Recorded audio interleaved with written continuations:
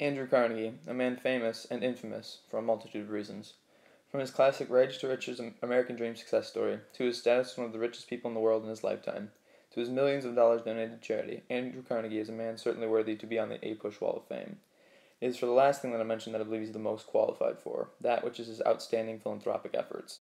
It is because of his upbringing as a poor immigrant and his rags to riches story that he was as much of a philanthropist as he was. The precedents he set with his philanthropy is still being seen today in places such as the Bill and Melinda Gates Foundation.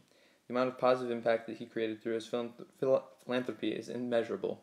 Anyone who has used his libraries, heard his organs in a church, saw a performance in Carnegie Hall has been touched by him. Throughout the course of his life, he donated over $350 million of his fortune. By the time of his death, he had only $30 million, and of his sum, $480 million that he received when he sold his company, Carnegie Steel Company, to J.P. Morgan in 1901. To give some scope to these turn-of-the-century figures, in 2016 money, Carnegie's net worth would total $310 billion. This shows both how surpassingly rich he was, but also when combined with the fact that he donated approximately 90% of his fortune before his death, how much that actually was. The next question you may be wondering is where exactly did all this money he donated go?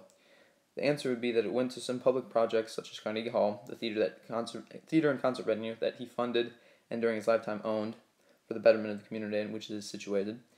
His well-known sympathy towards education is shown also in his philanthropy by his donations to found Carnegie Institute of Technology in 1900, 2 years later to help found the Carnegie Institution.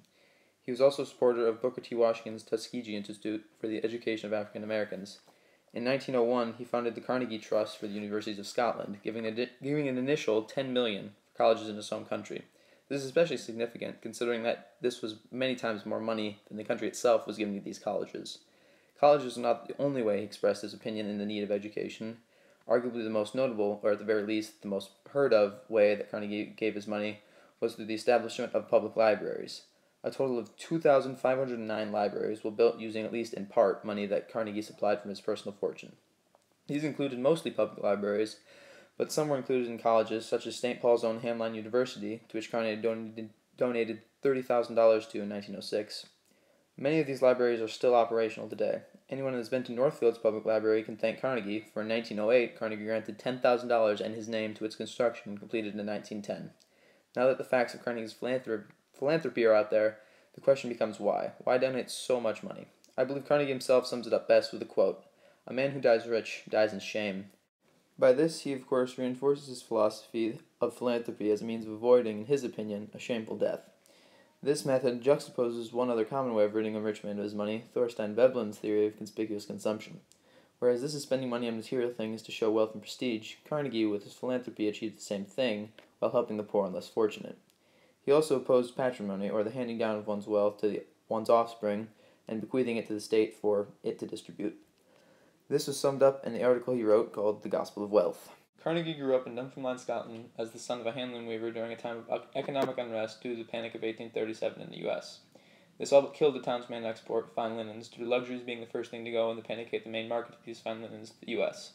This led to his mother assisting her brother, a cobbler, and selling meat pies, making her the primary provider of the family. It was this chain of events that led to the eventual decision to immigrate to the United States. Carnegie's aunt had immigrated there around the time of the panic. And the Carnegies would have had to, had the aunt not warned them of the precariousness of the country at the time, hence the wait to move until 1848. It was this upbringing in a working-class family at a time when his town had a 40% unemployment rate that showed Carnegie the low end of the economic spectrum. Seeing his father unable to put food on the table for years, living through a very difficult time for his family and his entire country, meant that even when he was a rich man, he still carried his experiences of the lower end of the economic spectrum with him and could connect with the people less wealthy and fortunate than he. Another thing to mention and keep in mind is that Carnegie didn't necessarily donate money throughout his career. It was in reality only after he sold his company that he, quote, resolved to stop accumulating and begin the infinitely more serious and difficult task of wise distribution, end quote. By this he means quite literally now that he's made his fortune, he needs to give it away. Beyond the obvious impact that his direct donations had on society, the influence that he had on future people of wealth was similarly great. Take, for example, Bill and Melinda Gates Foundation, the largest philanthropic effort in the world today. Working to improve everything from quality to healthcare to education. Looking into the founding and the growth of this foundation, along with its founders' decisions and ideas, one finds that they are very similar when, quote, in 2008, Bill Gates stopped working full-time for his computer giant Microsoft to concentrate on the foundation, end quote. The synthesis is almost unbelievable. Both make their fortunes, becoming some of the richest men on the planet in their respective times, and then both reaching a point where they retire young and decide to start donating the majority of their fortune to the world. The point I'm making is that he set a precedence with his philanthropy. He started the idea that if you're enormously rich, you should give back, and Gates followed it to a T. So in addition to the innumerable amount of people he helped directly with his philanthropy, the precedence he set with it directly influenced the billions of dollars that went, and is still in this very minute, going around the world to the Bill and Melinda Gates Foundation. It is because of the direct donations of millions during his lifetimes, the lasting effect of those donations we still feel today, and because of the precedent he set for philanthropy among the extremely wealthy, that Andrew Carnegie is worthy of the A. Bush Wall of Fame.